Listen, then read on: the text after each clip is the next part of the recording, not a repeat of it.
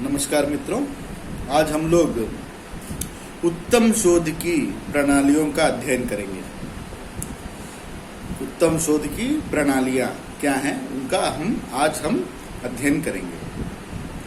तो सबसे पहला इसमें शोध का उद्देश्य जो होता है वो अच्छी तरह से स्पष्ट होना चाहिए। उत्तम शोध में शोध कार्य का जो मुख्य उद्देश्य है उसको स्पष्टता से उसका उल्लेख होना चाहिए। हमारे शोध ग्रंथ में शोध का जो उद्देश्य है वह अच्छी तरह से स्पष्ट होना चाहिए, वो अत्यंत आवश्यक है। शोध का उद्देश्य ही अगर स्पष्ट नहीं होगा तो उसके ऊपर शोध क्या कर सकते हैं। इसलिए शोध का उद्देश्य अच्छी तरह से स्पष्ट होना चाहिए। और दूसरा है, शोध कार्य में हमने जो समस्या लिया है उसकी भी स्पष्ट व्याख्या होनी चाहिए।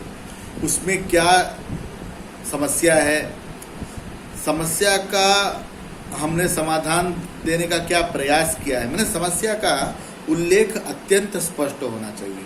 अगर समस्या का उल्लेख स्पष्ट नहीं होगा तो भावी जो शोधार्थी हैं वो उसके ऊपर आगे काम नहीं कर पाएंगे। भले ही आपके शोध में उसका समाधान हो पाया हो ना हो पाया हो, लेकिन वह जो शोध समस्या है उसका स्पष्टता से उल्लेख होना अत्यंत आवश्यक है। उस शोध समस्या को अत्यंत सरल भाषा में उसका स्पष्ट व्याख्या करना अत्यंत आवश्यक है, क्योंकि अगर वो समझने योग्य होना चाहिए। ये नहीं कि कठिन भाषा में लिख दिया, वो समस्या को सरलता से विवरण भी करना चाहिए। अगर सरलता से विवरण करेंगे तो भावी जो शोधार्थी आएंगे उसको समझेंगे और उस पर आगे और बहुत सारे कार्य हो पाएंगे। यह अभिप्राय है। तीसरा क्या है, शोध की जो हम लोग परिकल्पना करते हैं वह ऐसा होना चाहिए कि हमें लक्ष्यानुसार हमारी फल प्राप्ति हो।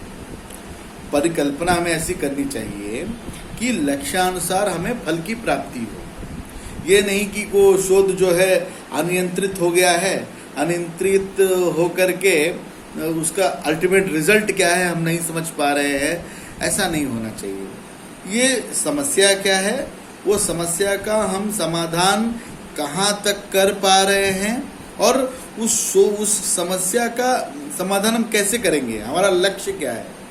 तो हमारी लक्ष्य के अनुसार ही हमारी प्रणाली होनी चाहिए कि हम फल प्राप्ति कर सकें।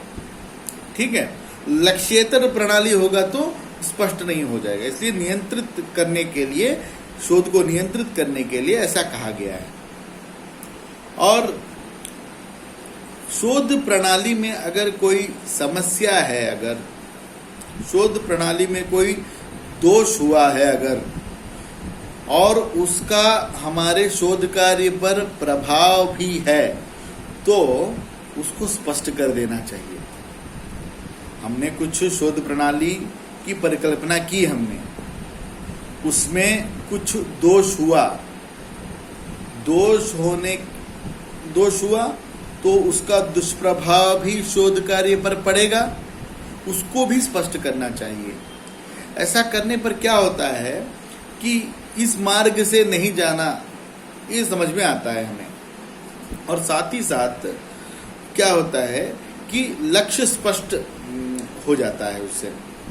ठीक है, और हमारे दोष को हम बताएंगे तो वो भावी जो शोधार्थी होंगे वो उस दोष का वो आचरण नहीं करेंगे। इसलिए चौथा क्या है कि शोध कार्य में अगर कोई प्रणाली में कोई दोष है तो दोष को बताना चाहिए, उसका प्रभाव हमारे थीसिस पर कितना पड़ा है उसको भी स्पष्ट करना चाहिए। उसमें कोई शंका नहीं करना चाहिए। शंका करने से अच्छा है बता दें उसको। ठीक है, फिर उसके बाद है प्राप्त जो हमारे तथ्य हैं, हमने जो मटेरियल कलेक्ट किया है उनका विश्लेषण अच्छी तरह से पुंखानुपुंखतया करना चाहिए। पुंखानुपुंखतया अगर हम मटेरियल जो हमने कलेक्ट किया है, जो तथ्य हमने कलेक्ट किए हैं, उसका जो पुंखानुपुंखतया उसका विश्लेषण होना चाहिए। और वह जो तथ्य है वह प्रामाणिक है कि नहीं, इसका हमें अत्यंत सावधानी पूर्वक अध्ययन करना चाहिए। जब हमारे तथ्य प्रामाणिक होंगे तभी हमारा शोध विश्वस्त होगा।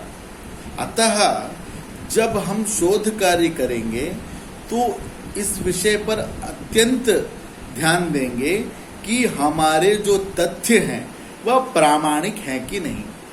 प्रामाणिक अगर तथ्य होंगे तभी हमारा शोध विश्वस्त होगा। अतः हमारे जो तथ्य हैं उनका विश्लेषण करना चाहिए, उसके प्रामाणिकता का भी विचार करना चाहिए। प्रामाणिकता का विचार अत्यंत सावधानी पूर्वक करना चाहिए। सावधानी पूर्वक अगर हम विचार करेंगे तभी वह लाभकारी होगा।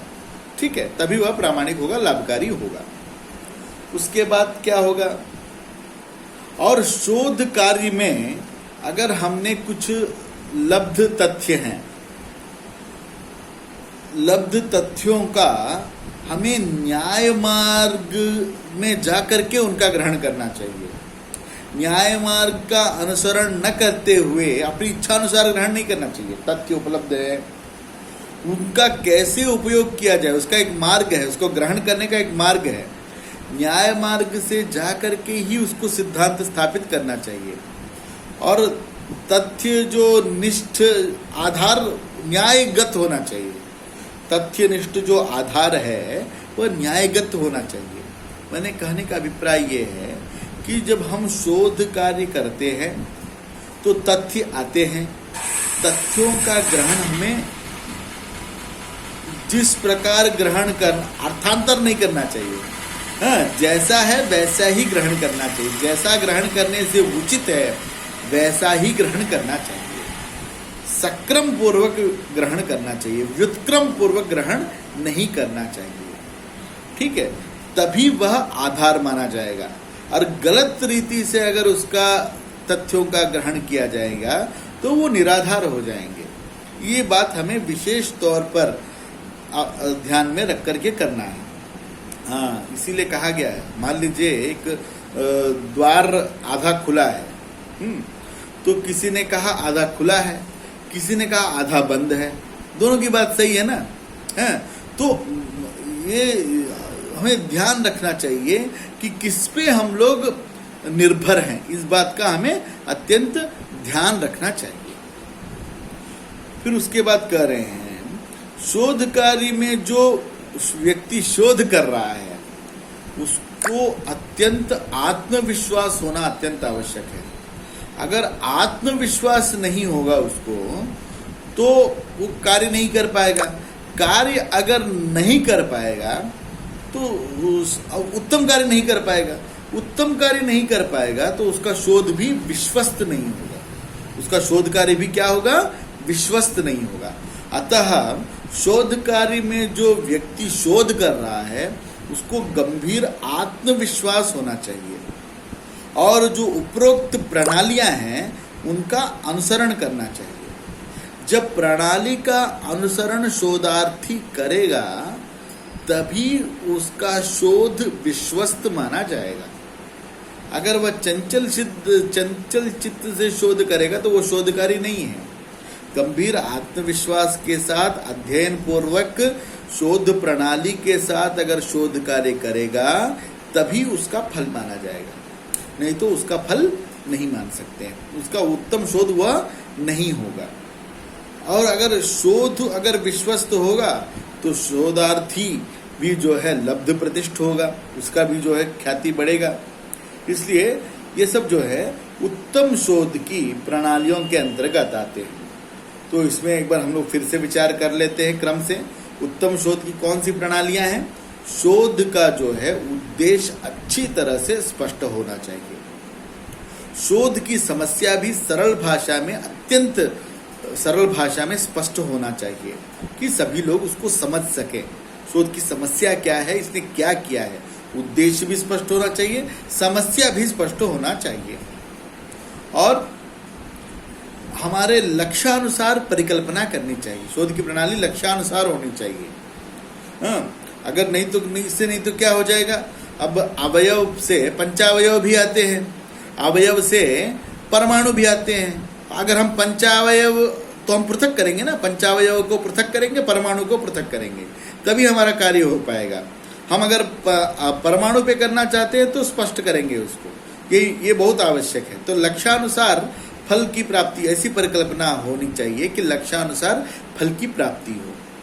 फिर अगर मान लीजिए भूलवश अगर कोई दोष हो गया है प्रणाली में, परिकल्पना में कोई दोष हो गया हो, तो उसको बताना चाहिए, उसको स्पष्ट कर देना चाहिए, और उसमें शोध में क्या दुष्प्रभाव पड़ा है उसको भी स्पष्ट करना चाहिए। ये बहुत बड़ी गलती करना, कोई गलती नहीं, गलती को नहीं बताना बहुत बड़ी गलती है। फिर क्या कह रहे हैं, प्राप्त तथ्यों का अच्छे से विश्लेषण करना चाहिए, और तथ्य प्रामाणिक है कि नहीं इसका भी ज्ञान हमें करना चाहिए। और शोध कार्य में जो तथ्य उपलब्ध हुए हैं उनका न्याय मार्ग में जाकर के उनको ग्रहण करना चाहिए। ठीक है, उनका आधार जो है, तभी न्याय मार्ग से जाएंगे तभी वो आधार होंगे। अगर गलत रीति से जाएंगे तो वो निराधार हो जाएंगे। और जो शोध व्यक्ति जो शोध कर रहा है उसका गंभीर आत्मविश्वास होना चाहिए और प्रणाली के अनुसार कार्य करना चाहिए। अगर प्रणाली के अनुसार वह कार्य नहीं करेगा तो उसका शोध प्रामाणिक नहीं होगा। ठीक है, इस कारण से, और अगर वो प्रणाली के अनुसार करेगा, आत्मविश्वास के साथ करेगा, तो उसके शोध का महत्व बढ़ेगा। शोध का महत्व बढ़ने पर उस व्यक्ति का भी निश्चित तौर पे महत्व होगा। इतना कहते हुए मैं अपनी वाणी को विराम देता हूँ। नमस्कार।